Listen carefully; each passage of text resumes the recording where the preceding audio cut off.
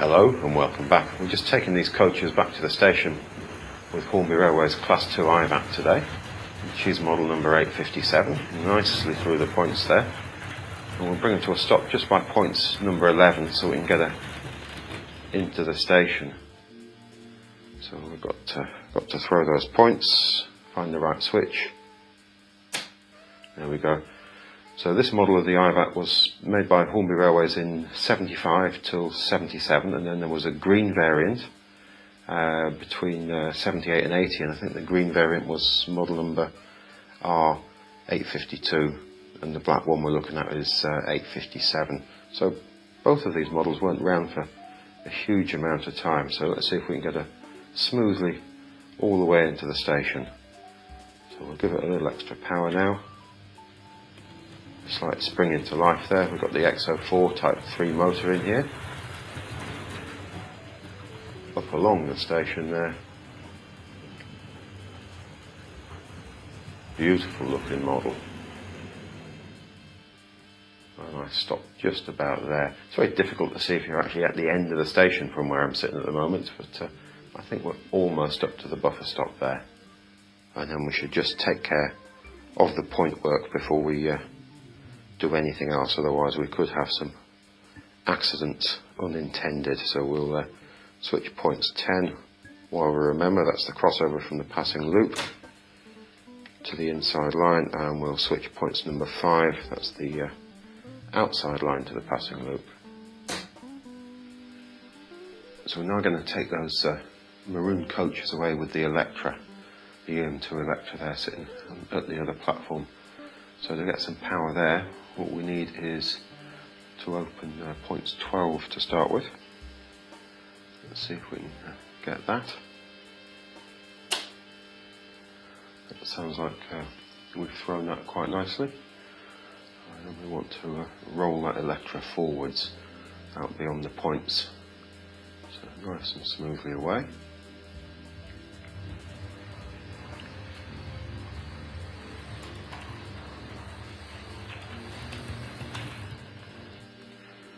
Again, dodgy stuff, stopping on all that point work, and then we'll switch 12 again. And then let's roll back and see if we can gently pick up those coaches. Now, I uncoupled those by hand, and I've left a little gap, so I don't want to be too rough, otherwise we'll recouple with the Ivatt again. So here we go, backwards with the AM2.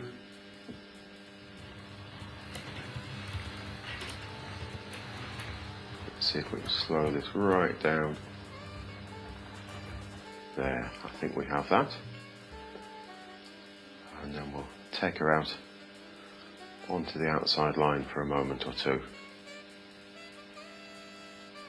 Turning the controller the other way, and then smoothly forward.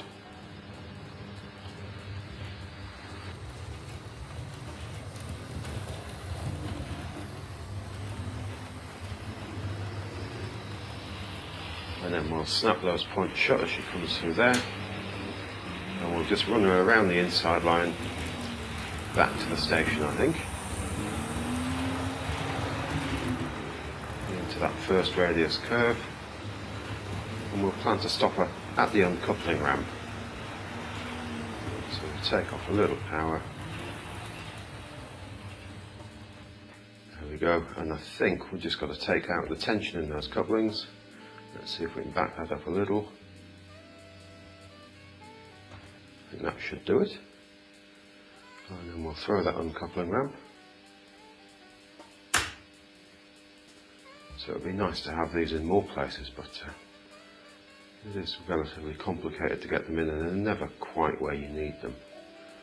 So let's roll that forwards beyond points 11 again.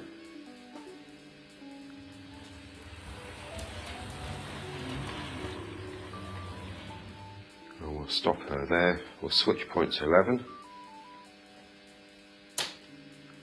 and then we'll throw 12, so we'll just put her back where she came from on the same line as those teak coaches. So we'll roll it back into the siding there, not the siding but the station really. We'll leave her about there, and then we'll throw 12 again, I think. And then we'll bring the Ivatt back out and pick up those coaches, but I think we'll put down the uncoupling ramp before we get on with that.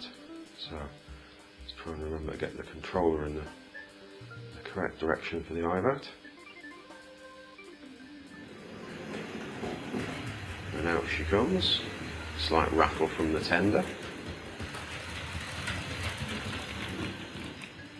Gentle stop there. Lovely over the point work. And then let's switch number 11. And let's see if we can hook up with those maroon coaches again.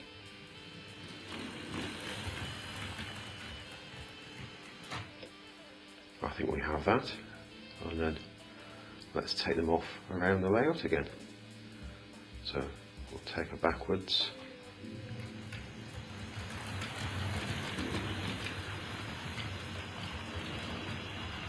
Everything behaving itself. It's coming past the signal box and the turntable there. Nice view across the top of the coaches. Back round that first radius curve. And then we'll bring it to a stop at the station again. There we go, we've just overshot the station a little bit. Let's just roll it back forwards, just so she lines up with that uncoupling ramp again. I think we have that. And let's see if we can uncouple her.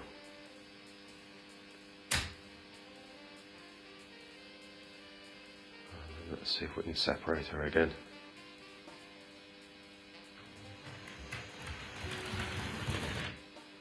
And then I think we'll go through points 8. Let's see if I can find the switch. Onto the outside line, and we'll roll around those coaches.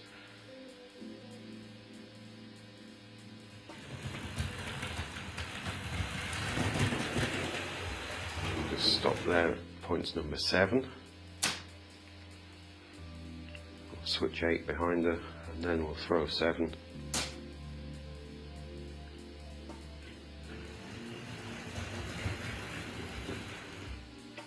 Nicely through there. And we'll throw 7 again, and let's back up and get those coaches.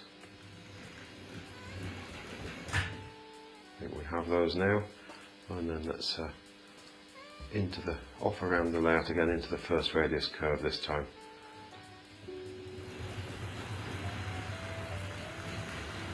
And then I think we should probably plan to just have a quick look over the model.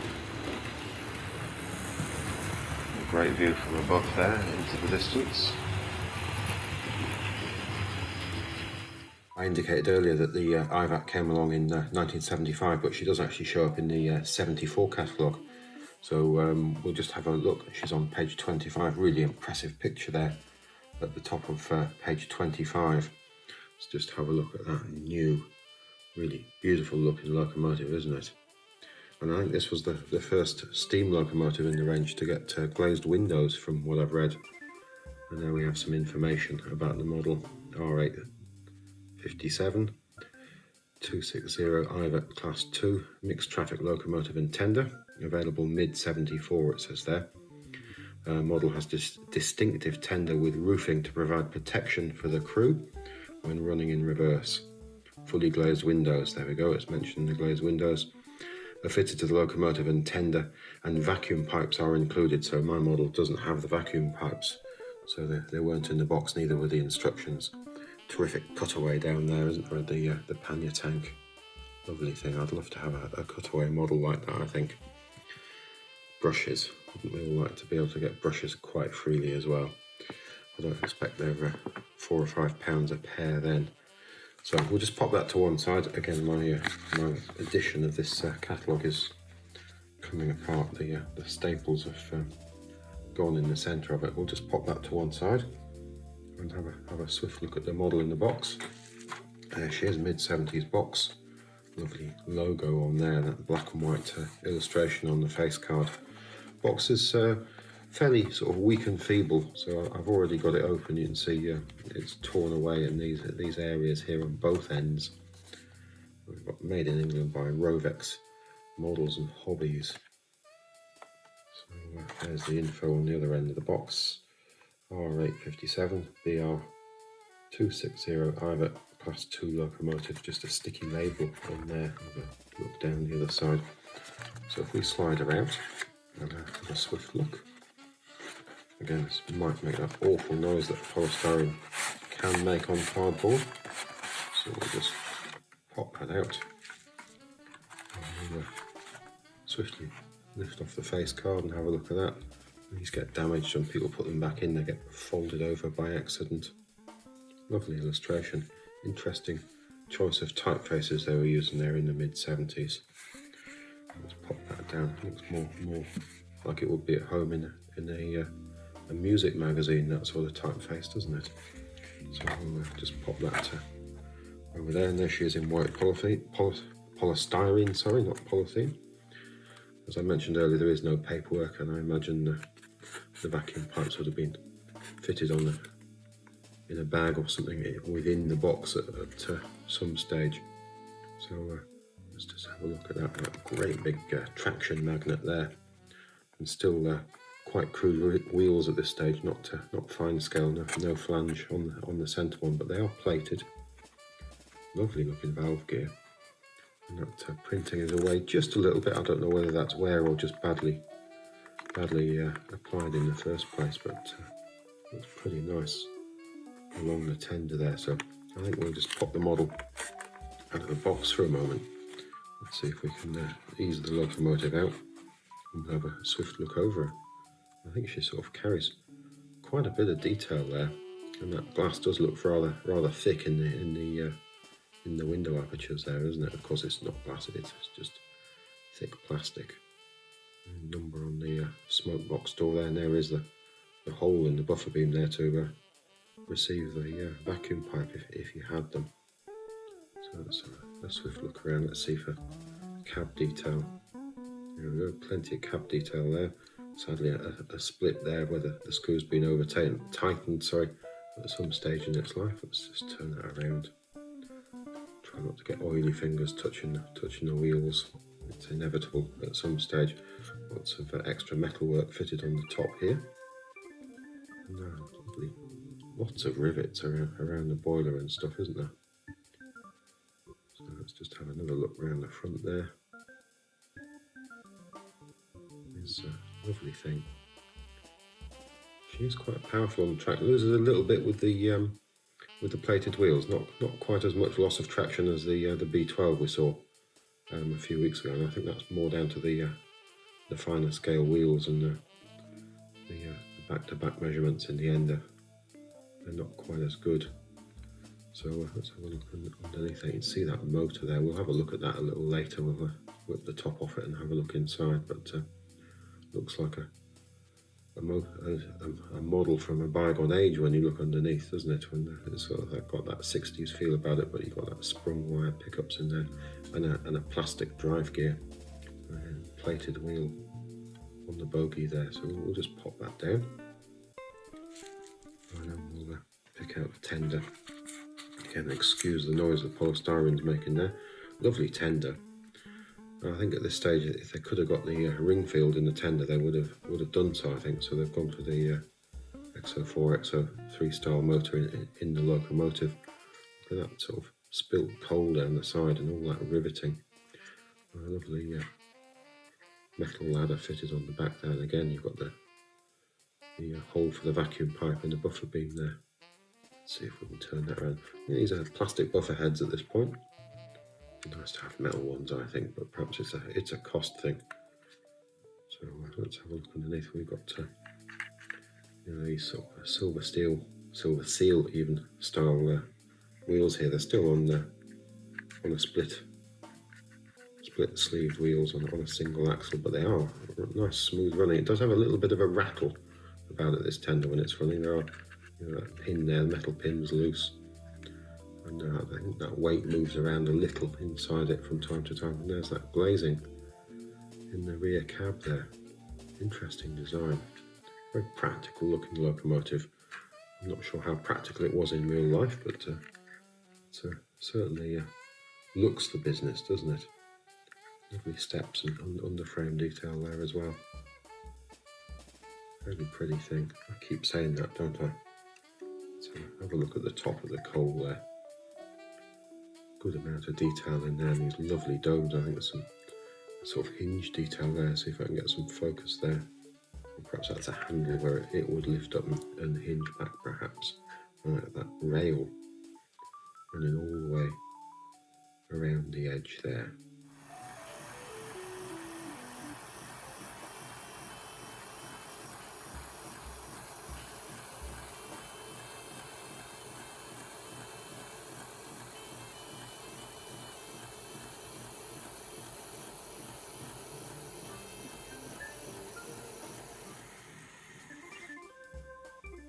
As you can see, she's hardly done any work at all. It's to all intents and purposes looks new, doesn't it? So it's really nice when you get the models in this condition.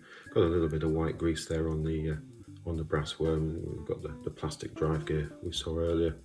So it is very, very tidy. I think the best way to describe that is. So we'll just have a swift look around this side. There's the tiniest bend in the valve gear, but I've decided not to attempt to try and straighten it out. It just runs so beautifully. We'll just leave it alone, I think. There's a great big screw there holding the cylinder blocks in place. Huge traction magnet sitting in there, giving it a great deal of help. So we'll just pop that down and have a swift look at the body while we've got it off the chassis. So it has a good look around the outside. So we'll just have a quick look on the inside there. Looks to be in fairly tidy condition. We've got a bit of overspray there, look. It's where that buffer beam has been sprayed up, I think, and it's come straight through the hole for the vacuum pipe. But it doesn't appear to have Hornby Railway's name on it or the model number that I can see. You just have a look down there and see just that crack there where the screw's been over cranked at some point in its life, but hardly any even sort of oil splattered around on the inside. So I think they're great little models. I really must get hold of the green variant. Just catching up with the Ivatt, coming round behind the engine sheds here, and we'll come to a stop just before we get to points 11 there, just so we don't stop on the points. What I really want to do is get her through points number 8, which is the next set beyond.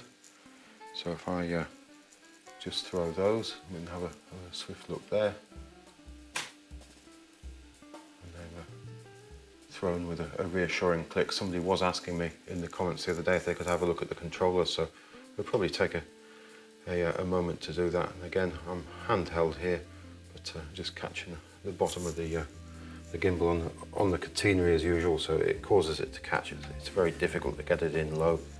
Let's just have a look down here at the controllers. So these are under the far end of the layout where I usually sit. So starting on the extreme left here, I've got a slave unit which runs off this clipper, and the slave just controls the turntable only. This clipper controls the inside line, but if I've got a switch set, it can also do the outside, so we can run seamlessly from one to the other. This will control the catenary on the inside. Depending on how the switches are set, it could control the catenary right the way over the layout. So you've got the option of having independent catenary on both inside and outside.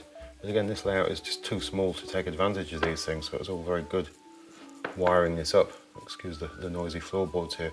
It's not quite focusing in the distance. So this clipper does the outside line on the track, and that's the outside line overhead. So if the layout was bigger, we'd be able to take advantage of the wiring I took the time to put in, but maybe one day we'll have a bigger layout. And again, I've got this group of switches here which control some of these things and help me out with the various bits and pieces on the layout. So we've got all the switches set, I think, now for number 8 to get onto the outside line. And so the black lever frames do the points, the green ones just give us control over various isolating tracks or sections. So it is all very, very, very basic schoolboy electronics. There's nothing too tricky with this. My understanding of electronics is quite poor. So it's all basically what I've read in in the Hornby railways or the Triang railways track plan books on wiring and so on. So let's see if we can give her a little power and get her to run on through points number 8 there. So we'll just grab the controller. She seems to be nice and smooth through there. And let's see if we can snap those points shut behind them. And she's going to go to the far end of the layout, under the elevated section. And she's going to come down the side of the layout here. Let's see if we can catch up with her. I think she's going to need a little extra power as we come to the incline section here.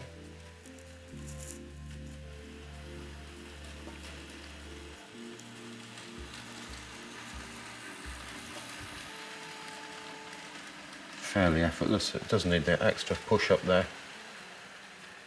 And then we'll back off it a little, off into the distance. And again, with the weight of the coaches, she will pick up extra speed coming down the slope there. You can hear that picking up now, just back off a little.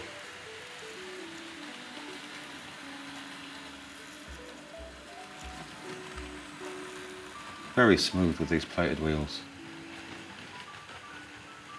So we'll just bring her to a stop around there, I think, and then we'll switch points number 7. So if I hold that up, we might be able to see those go. Sorry. And then let's reach down here for the controller.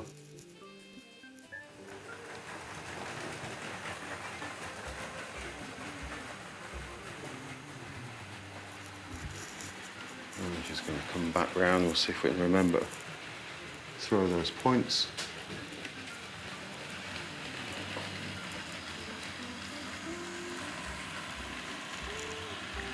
And we'll just get up and see if we can wander around with her a little bit.